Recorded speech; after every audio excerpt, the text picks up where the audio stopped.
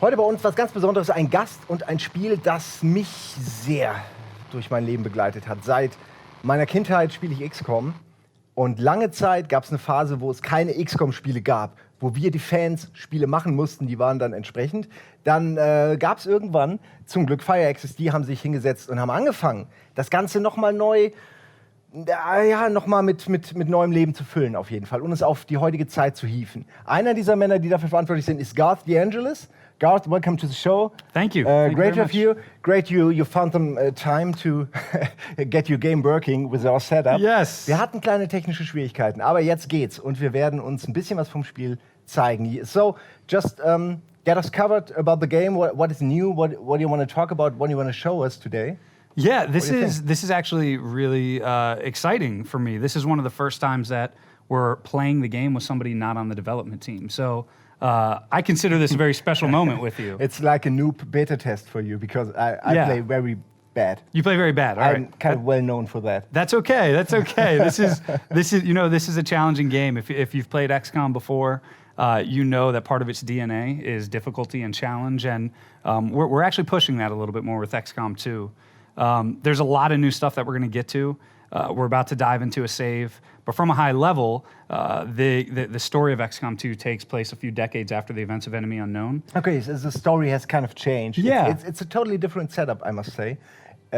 First of all, you don't have, you can't build bases. You got one base. How is it called? The Avenger? Yes, the Avenger. You got it. Also es ist so ein Riesenschiff wie in dem, like in the movie Avengers. Yep. The giant, what's Although the technical, it's an alien ship, yes, right? You got it. Yeah. Okay. Und darin baut man jetzt seine Basis. So what's different because of that? You can like hover your base over enemy territory, yes, right? Yes, that's right. That's right. Like a giant Death Star. Yeah, or like Independence Day. Who doesn't love a giant flying ship that you can choose where you want to go around the world? And that's what's pretty cool. At Enemy Unknown a few years ago, you were a fixed base, and you were reacting to missions coming to you since the aliens were invading. But that was a classic way. Yeah. Like in the first XCOM, that was the way to play. That's right. That's right. You had to start from scratch. Right. And you're starting from scratch in XCOM 2, and in some regards, you're starting from scratch even more so than in Enemy Unknown because XCOM's been scattered, so you need to rebuild the organization. But really, the flip has been switched because now you're trying to take Earth back since the aliens have occupied it, and you need the Avenger to fly around the world and take missions proactively. How do you explain that change in the game story? Because you got like millions of players who saved the Earth, right. And now you're coming and saying, no, you didn't. No, you played it wrong. You're supposed to lose. No. So how do you get into that? We totally understand. On the surface, it's not very intuitive. You're like, what do you mean? I won.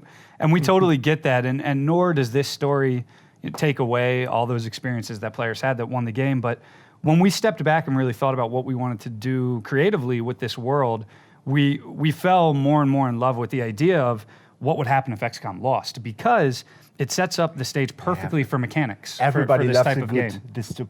dystopia. That's right. Loves it. We that's just right. love to and live in a XCOM, wasteland. you know, as an original XCOM player, XCOM is all about overcoming odds. Yeah. And how greater can the odds be if your organization is completely scattered? Yeah, I mean the XCOM series itself played pretty well with different setups like parallel dimensions or fights in space, stuff like that. So it's totally all right to just say, okay, we did that. Now it's time to move to something else. Just never mind that there is no story logic to the gameplay. You know, that you played it and this is a parallel universe. You know? Okay. And a lot of seed at that. That's right. It's a seed of that. A lot of people did lose, so to them it's realistic as well. But we can actually dive in if you want, and I can show you the Avenger. Definitely, if show like me to see whatever it. you want. You got some stuff you're not allowed to show us yet. Yes, so that is just true. Show it whatever we're allowed to show. Yeah, so I talked a little bit about That's a loading screen, right? This is a loading screen, yes. Looked like an intro. Yes. You got a different art style, or did you stay with the old classic? It's a similar art style, but man, the team has really stepped up the visuals because we have a whole new modification to our engine driving the visuals. We use physically based rendering, which basically means dynamic lighting. In Enemy Unknown, all the lighting was fixed and it was flat. And now you can have different time of day, and that really supports our destruction and our procedural maps. I mean, the original XCOM also was like randomly generated. Yes, the original, which was kind of the fun of it. Yeah. So we brought that back. You have to bring it back. We brought that back. We brought it back. Yeah, you did it. That's right. That's Just right. do it. So this is your Avengers. You can see you're not underground anymore. There's a nice little mountain range back there, and that's a nice touch. That you can see like the outside. It's actually pretty cool, and these biomes can change any time of day. You might see sort of dilapidated skyscrapers back here. You might be on a mountain range where you're looking down into a valley. You can land all over the world, and it's constantly changing. There might be a lake behind you, a resistance outpost. And I'm actually getting kind of goosebumps here. Yeah. And to someone who doesn't know the series, that like, why? What do you see here that gives you goosebumps? But it's all that little tiny rooms where stuff is being developed. That's right. Yeah, it's science. That's right. It's science and production science, going on here. It's making something your own as well. So this what is all this? All these components you see here, this was sort of the guts of the old alien ship. The old rooms. Right, Yeah. and you can rip these out and sort of make them your own facilities. So all these are alien debris. They give you rewards, they give you supplies, they give you alloys, and then you can sort of make your own rooms here. This here is our proving grounds, and we're going to talk a lot about the strategy layer in a minute, but one of the things that I'm most excited about, different from Enemy Unknown, is our strategy game is blown wide open. There's not now sort of a fixed path and a fixed road that you can go down narratively and a go-to strategy. Now it is this wide open valley, and you can make all these proactive choices when you're on the geoscape yourself. We wanted the game to be very unpredictable and to give strategy fans something to chew on when they play and say, oh, I can do it differently next time I go in. It gives the game a great replay value. That's right. And this facility is sort of a testament to that. This is our that's actually our workshop. This is our guerrilla tactics school right here. And it's similar to the officer training school that we had in Enemy like Unknown. the dummies. Yeah, you like that? They box them and get motivated. And that one on the right one looks very tactical. Yeah, that's like we go in and we kill him. That's right. That's what it looks like. Yeah. So you can assign soldiers here and actually get them to train to become a class.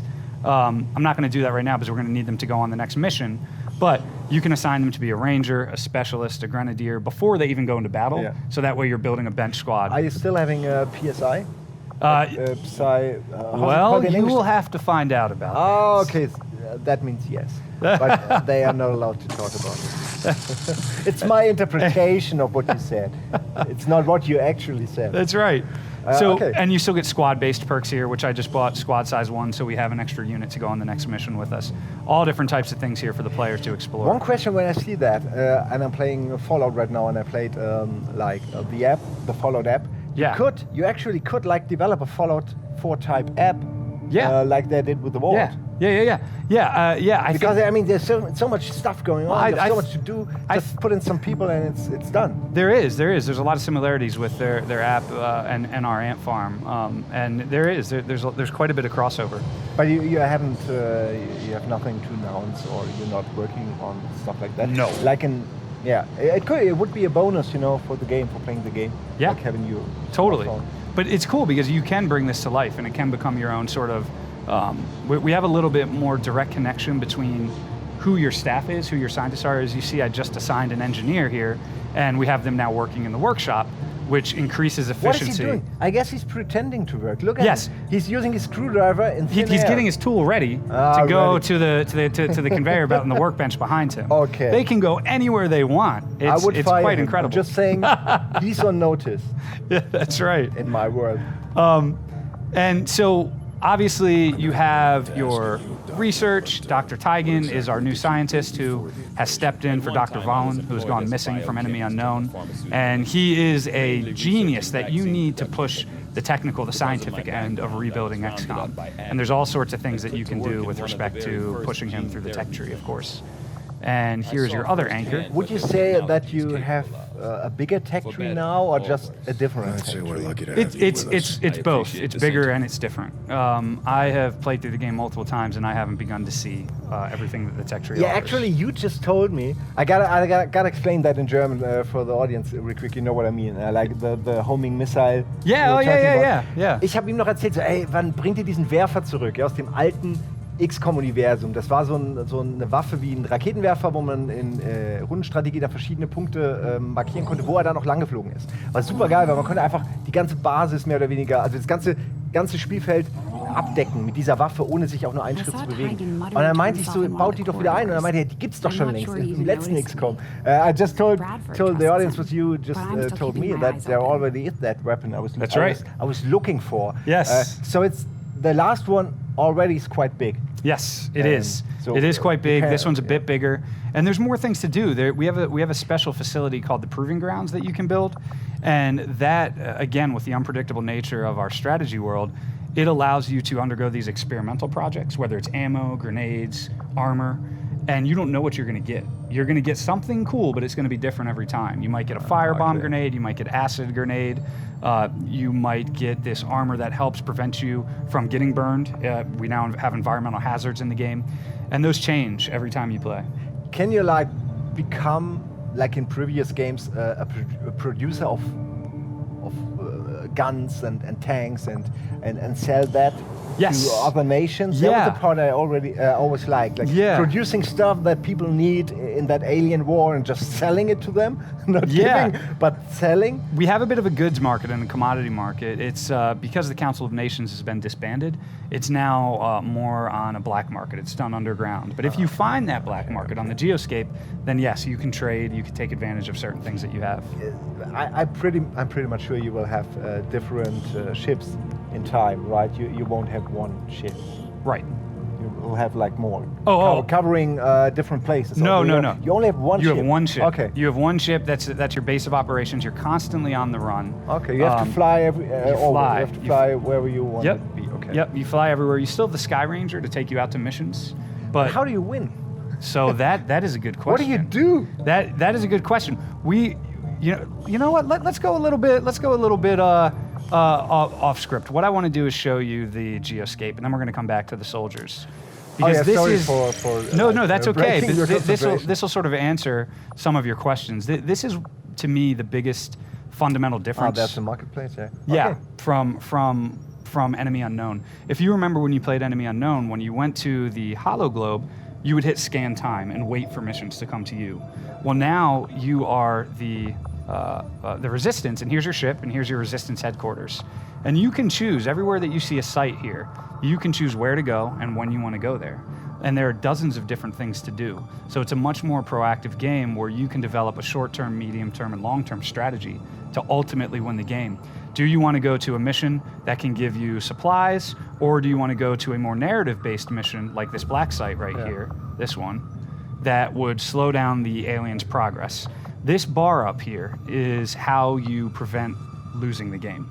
The Avatar Project. The aliens are working towards a mysterious narrative project called the Avatar. We're not talking about it a lot right now, but you'll learn as you go through the game. We have a very, very cool story with awesome cinematics, and you have to balance going for goods and rewards in these systemic missions versus stopping the aliens from winning in these more fixed narrative missions. And that's constantly the player choice of what do I want to do. And it covers in the whole globe in that It globe, does. right? No, So it covers the whole globe. And So it's quite a it is. It's huge. big area, yeah. It's huge. Right now, this is sort of early game, and so okay, I see. we only have this area of the globe starting to be covered. But you can see eventually we're going to have to make contact with other regions. And right now, the Resistance has not been inspired over here, for instance. How do you inspire resistance? You have to have By enough. fighting back? Yes, you have to have enough intel I and would show just- them I would that have XCOM a- lives. Yeah, but that's the wrong way. I would just hover and flyers. I would just spend some flyers to help, whatever. That yeah? is actually a tech upgrade you can choose to take. You can just get the flyers bombarding down. We have a cinematic That's for it and nice. everything. Annoying flyers. Yes, but those that's sort of an alien indirect hunters route to win. again. The more direct route to winning is taking advantage of a resource that I cannot read in German right now called intel. Yeah, that's Yep. Informationen. That's right. And that's how you spread the word of the Resistance. And then you fly the Avenger around the globe and ultimately cross the ocean and take back Earth. And the aliens, you get a little hint of it over here, they're building facilities on their own as well. You have to eventually get there to take these out, or else this bar is going to fill up and you're going to lose. Get it. So there's a lot going on. The longer it takes, the more buildings you have to demolish, I guess. Yes. Yep. Just developing, and you have to break it all down. You got it. But you can't just focus on demolishing, because remember, you have this whole base back here that you have to be advancing technology. You have to be building items. So it's always which one is more important, and that's what's so fun about XCOM. So I didn't fully answer how you win, but I gave you a little taste of it, You right? gave me a little taste. Yeah, All right. You showed me the Avatar project. I guess that's the most interesting part about that. Yeah. But you won't talk about it more.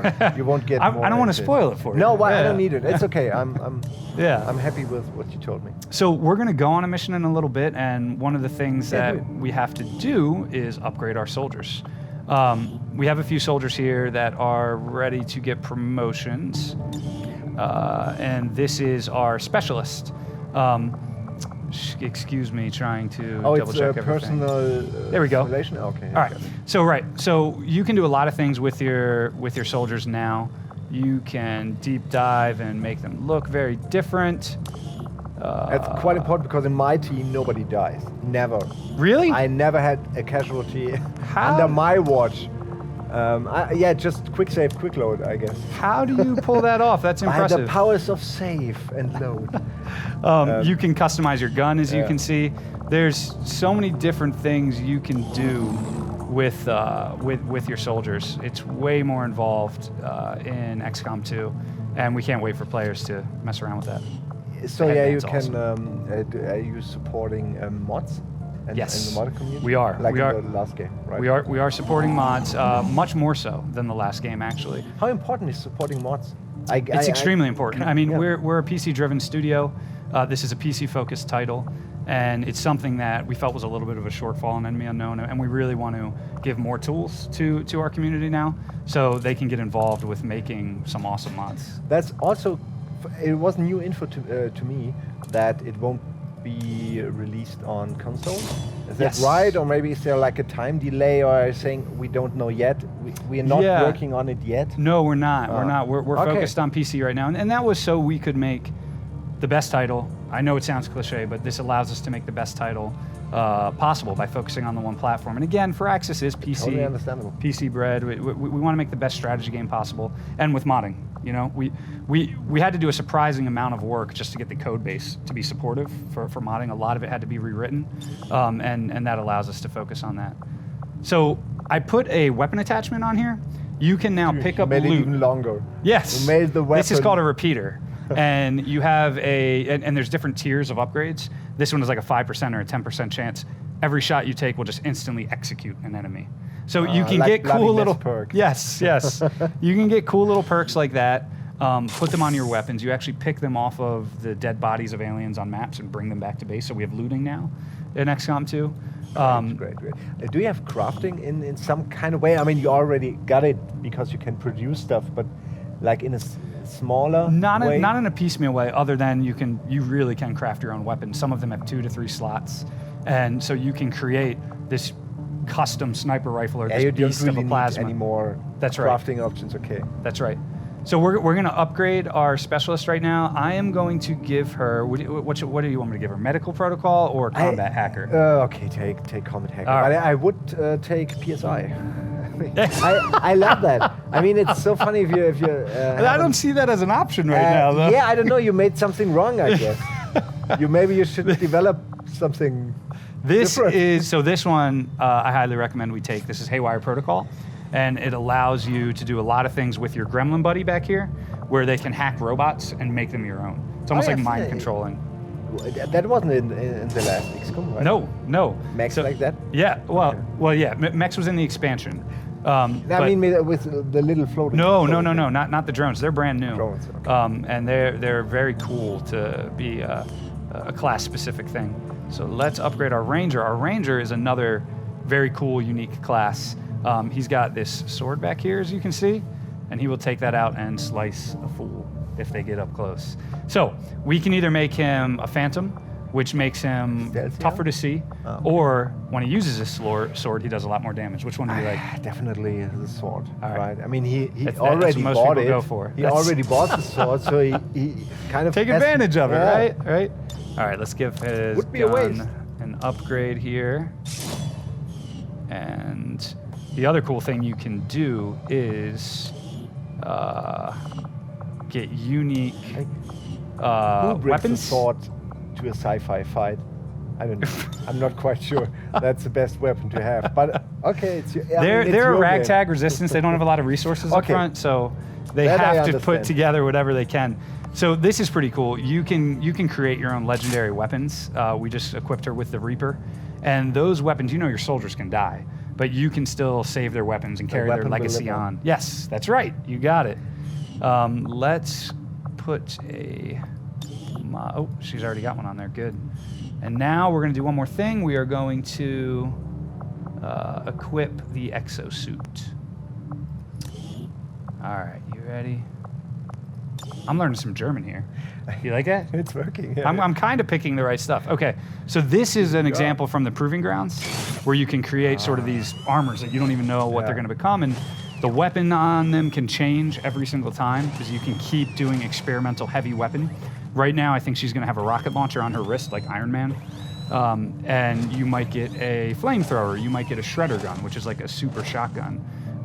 You might get a plasma launcher, a plasma blaster. There's all these different things that you will get that sort of change things up. While developing this, did you look up actual augmentation that are in the military right now, or did you just create your own stuff? It's mainly inspired by cool stuff, cool stuff Yeah, that cool is in stuff our we artists' already- heads and stuff we see in media. The team has done military research before on Enemy Unknown, but with more future stuff like that, we just sort of say, hey, what would be fun, what would be cool, As far as I can tell, and that really inspires them a lot. technology, Now I think I along did with everything. most of what we've seen Okay, So- in the city wait a and second. the Before research we go into And it's a something- mission, Look at them, they're Oh, getting you're- ready. They're bonding before a mission. Isn't that cool? This is who we just equipped out. So they're having a few beers, I think playing some poker. yeah, but Yeah. that's not good. Playing poker between officers and. I think there'll be some resentment Yeah, if someone yeah, wins. If the guy owes you money, They shouldn't and you do can that. save his life. No, other way around. You owe someone money, and then he wants to help you. I'm not quite sure. This is true. So before we start a mission, Yeah. let's take a little break. Sure. Yeah, and then let's meet up here again. Also wir sehen uns gleich hier wieder, jetzt gibt's kurz Werbung und dann geht's weiter mit Garth und Xcom 2 und dann gehen wir in eine Mission und das wird richtig geil, da freue ich mich schon drauf. Bis gleich.